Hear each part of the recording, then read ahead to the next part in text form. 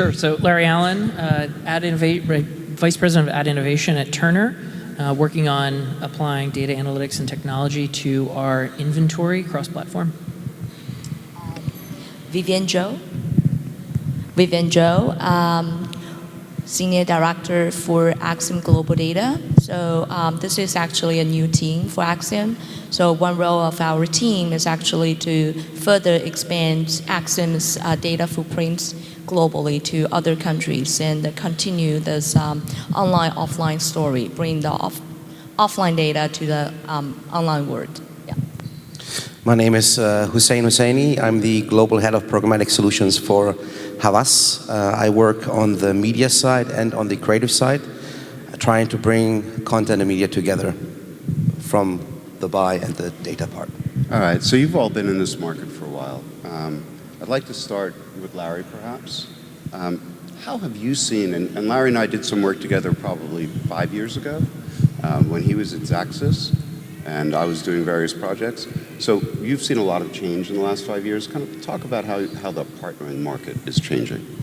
Yeah, well, I mean, I think 5 years ago, it was really about third-party syndicated data sets and trying to activate them in the digital ecosystem. And those were really early days, and they were definitely undifferentiated data sets. At that time, the ad networks were the ones that was taking advantage of that data because they were able to actually scale the buys across their vast set of inventory. But over time, that eroded largely with the onset of programmatic because the agencies really were able to get access to client data, behavioral data, and actually build their own direct behavioral data sets across the various buys that they were running, which then gave them effectively their own second-party data set in a way. And now we're seeing the evolution to the clients actually having a lot of first-party transactional data that they're able to bring to bear in the digital ecosystem, and now bringing it to television as well through that onboarding process you mentioned. That was a good session. That was a good session you did. Vivian, now you've been at this. You were at Merkle. You've been at Axiom, so you've really seen it from the data supplier side, as well as from the marketing technology. Talk about your experiences. Okay, so actually the trend I see is exactly as what you just mentioned, that 4 models on top. That's aggregation model. I can just see in the last more towards to the bottom part is more on border, and also the second data exchange. I see this trend, and I think the main reason actually behind that to have that trend is the rapid evolution of technology, the IoT, and now which means every brand, while they're consuming data, but they also potentially to be the data provider. They got the data, wanted to be monetized. And that's gonna be the role change for the company like Axiom as well. So it's more like, instead of we aggregate the data, because the data aggregation will get harder and more expensive. And then we partner with all the data owners, we help them to monetize their data. How to monetize? To bring all those data in the digital world, because that's all the ad spending budget gonna go. So that is. How's it different from what you've seen in terms of in the North American market as compared to the APAC? And you're based in Australia, correct? Yes, it's so different. I think in the U.S. Okay, that was a good answer. No. Okay, all right, okay. No, Go on. Oh, you wanna? Okay. So you wanna move to the next one. It's very different. I think in the U.S. I can see is the most advanced market in terms of the data depth and the way to use data. But in the APAC, it's also varied. In China, I know most of people think China is a black box, but in China there is a very different ways to monetize data. You guys still remember there's a guy from Jingdong. He is from e-commerce site.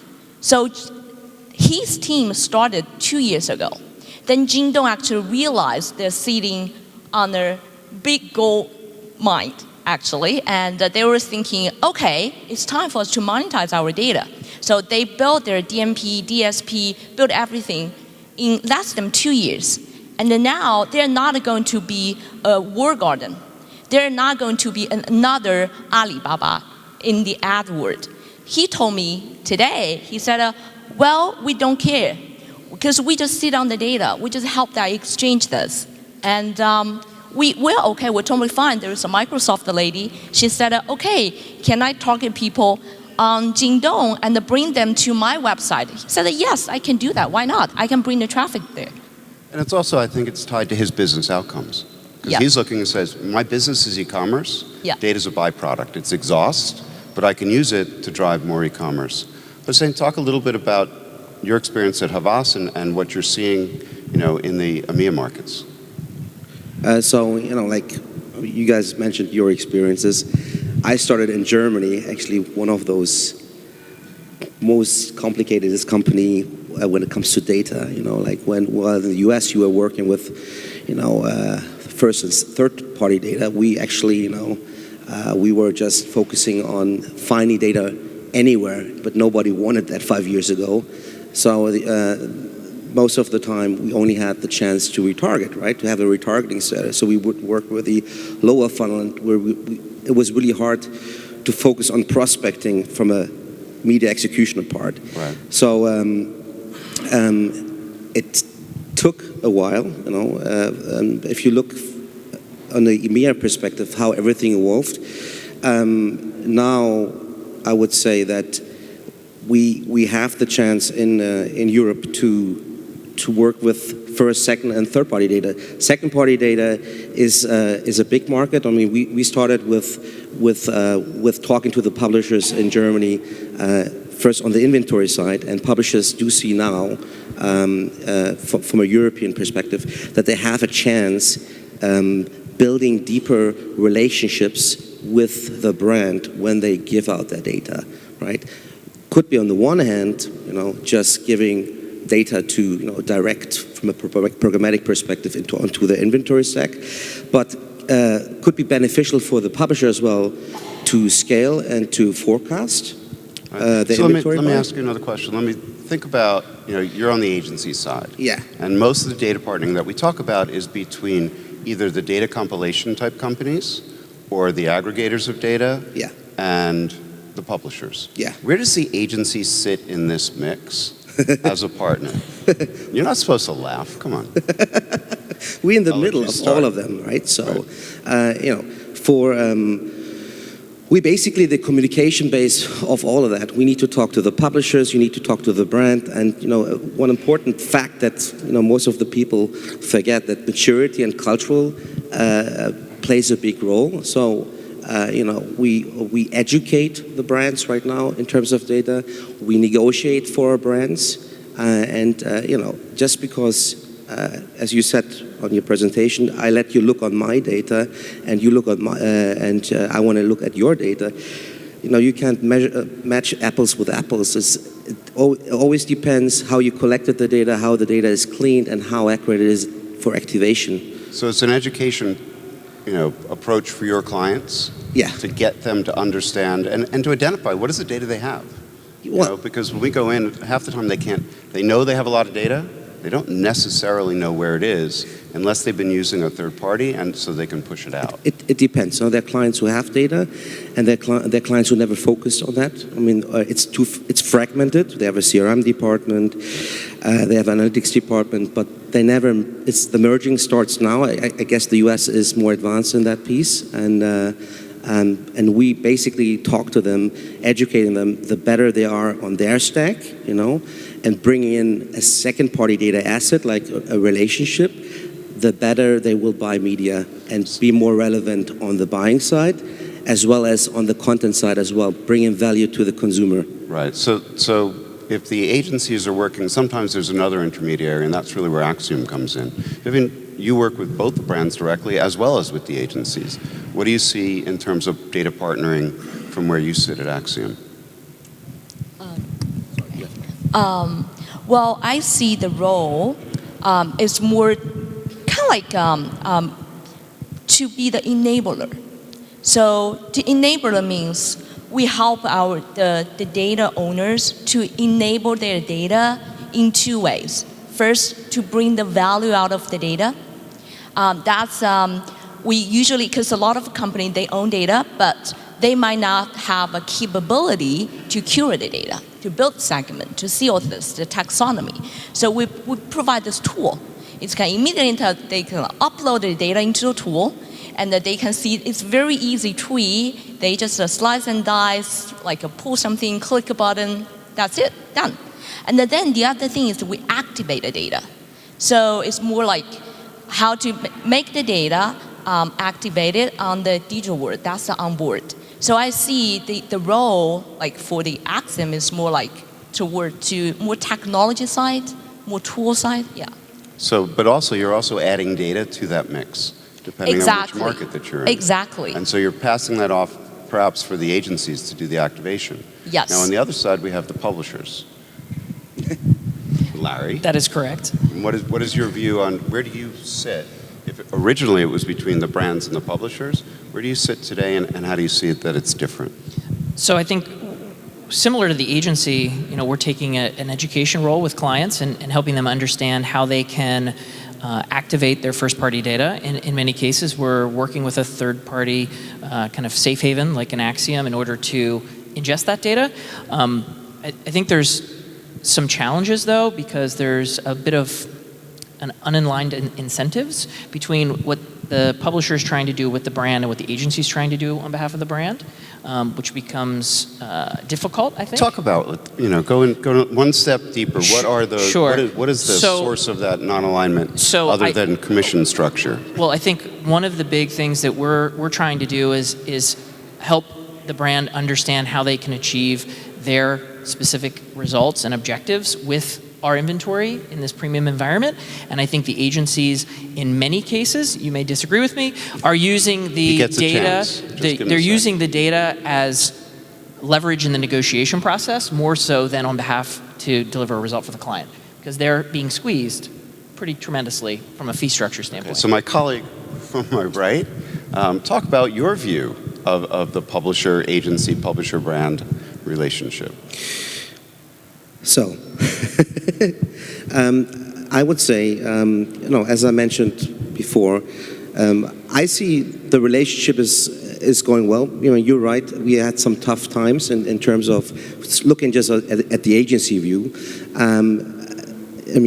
This second-party data focus right now brings us a better relationship as well with the publishers, and as a negotiator between the brand and the publisher. Is going, unfortunately, right now still one direction, because we talked with the brand. The brand doesn't talk directly to the publisher because they don't have. I don't know if it's how your experience. It really depends if it's in-house. It's happening more, and I think that's part of the challenge is that we spent a number of years. We're generally an agency-driven revenue business, and so that's where we would like the relationship to happen. We like to do the business that way, but we were feeling that the data products that we were enabling were not being correctly communicated to the clients. There's a variety of reasons for that. And so I'm not saying that there was how much of that is a lack of education in the market? We look at some of the agencies that we work with, and there are 10 or 12 people who understand data out of 300 people in the office. You can't just project this on the agency, I'm sorry, because you have this everywhere. You have this on the tech side, you have this on the publisher side. When we started Programmatic, half of the publishers didn't know how to yield, right? So I would be very sensitive with saying. You can actually look at the brand side as well. Again, it's a small group that's trying to transform, and frequently they're working as part of the CMO's team. Yeah. But they may be down a level or two, and when the data and the analytics is too far from the business outcomes or is trapped underneath where they can say, if we tell you, we heard this earlier today, if we tell you something that may mess up your career.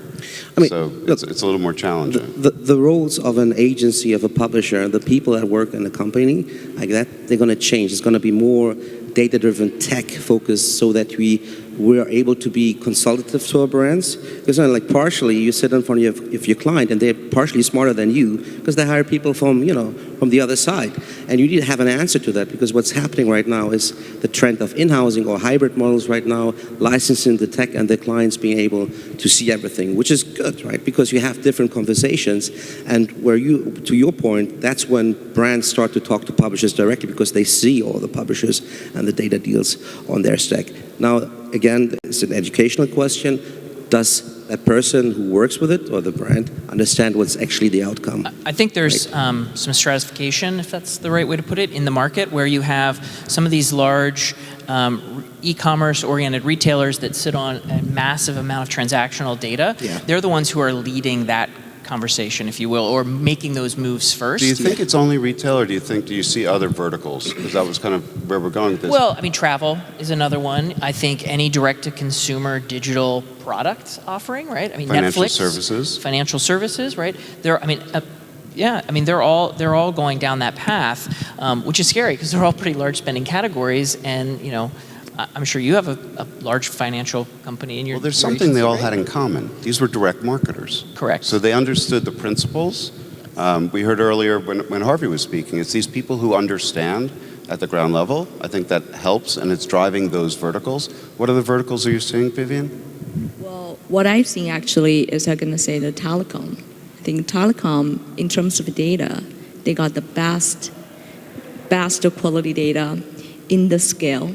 And they actually cover, and I think one day, just my own thought, telecom company themselves could be another Axiom plus LiveRamp. Well, if you actually look at the telecom market right now, they're some of the most active buyers in the market. So you get somebody like Singtel building a stack. You have AT&T buying Larry and the Time Warner folks. You've got Verizon buying AOL. So we're seeing transformation. They're sometimes buying data, but they're really buying the assets and the media around it. Yes. But they don't have the correct data infrastructure yet. Hossein, That's true. To that? And that's really big data. Very, very big. I talked with one telecom company a couple of years ago. They tried to monetize their data. They got this idea. They know this is a very valuable data asset. However, the challenge is, for example, the data they got is online data. They all got is a URL after URL and different timestamp. And how to use that kind of data, how to deal with that kind of scale of the data, that's a big question because that's not their core business and they don't know what kind of business model, what's the proper business model they should work on. So they choose to partner with a company who has this knowledge, who knows the market, who has the technology to deal with that. Where do we find that kind of company? No kidding. Hossein?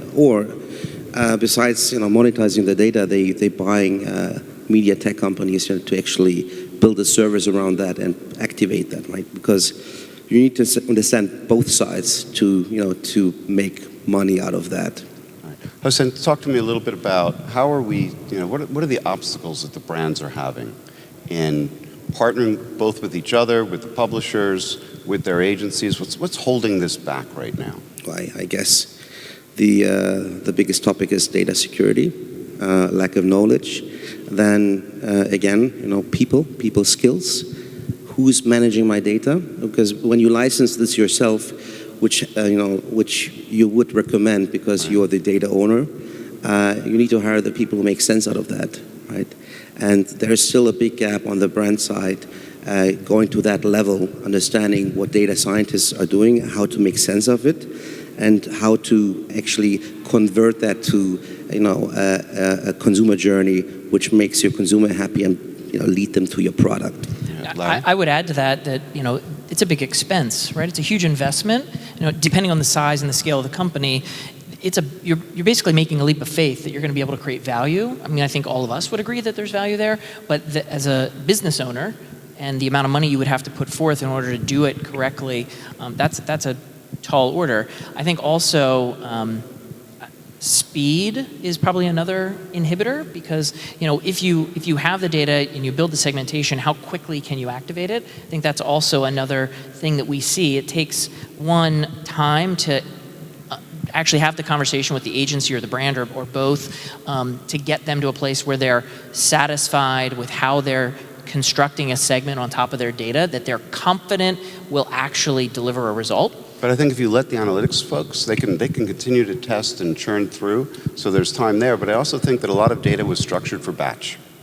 It wasn't really built for real time, so I think that's part of that speed issue. Vivian? My take is more, I can see, because I talk with a lot of data partners, like brands, to get them convinced to monetize their data. The main concern is privacy. So, because a lot of data, we're talking about offline data, they're going to be PII. So they freak out. And most of the company, the data is not their core business. There's just another revenue stream. What kind of revenue they're going to expect? What kind of ROI? So consumer all the investment, all those kind of stuff.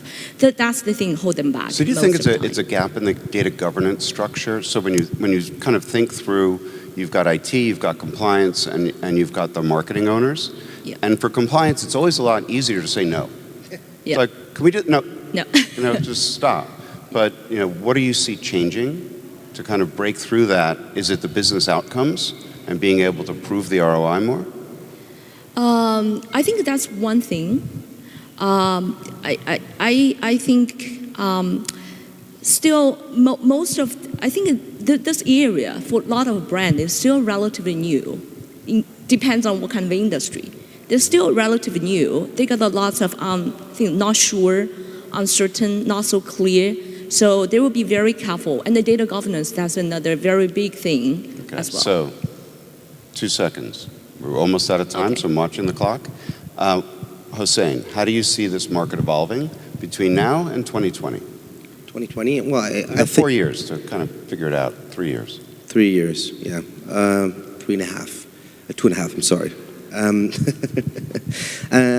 I think, second-party data, as you mentioned, data partnerships is going to be a pillar that is going to help us connect all the dots and bring really relevancy in terms of the media buy, in terms of helping the brand really buy programmatic direct, for example. Do you see these data exchanges, these second-party relationships, and the whole onboarding ecosystem? Do you see that transferring into Europe? Yeah. And it will take longer. I mean, the laws are changing right now. They're going to be more friendly. Right. But data security is always a topic. And then we only have 6 seconds left, so I'm going to finish. So I'm sorry. Yeah, I think that you're going to see companies continue to push on leveraging their own data. They're going to partner with their agencies. They're going to partner with publishers, and they're going to use that data to drive sales growth. I also think that in order to kind of take advantage of the technology that's available, AI, et cetera, I think we're going to see a massive replatforming. Yes. So much data is held on legacy platforms that you can't access it at speed. And if the future is real-time customer journey personalization, you have to replatform probably 95% of the marketing databases that exist today. And I think that's going to be a challenge. I know we're out of time because there are 2 zeros there. Do we have time to take a question or two? I think one question. No. We gotta close it up. If there's one quick question, maybe. Yeah. One question. Yes or no? This may not be quick, but I was just wondering if you could elaborate on what do you mean by replatforming the data? So a lot of the databases were built on traditional Oracle or SQL backends, and we're going to see them migrate to the cloud. When we write RFPs for CRM at this point, I want it cloud-based, whether it's in a public cloud, or it's in the vendor's cloud, or it's in your own private cloud environment, because the tools, the campaign management tools, exist up in the cloud. So in order to remove that latency and to be able to decision and activate within 150 milliseconds or less, you can't have a legacy data set sitting down below. So you need your data store, you need a real-time data store, and there's a whole other discussion around identity management that'll take a half an hour, so I won't go there. All right. Thank you very, very much. I really appreciate it today. And Chris and Andreas, thank you very much.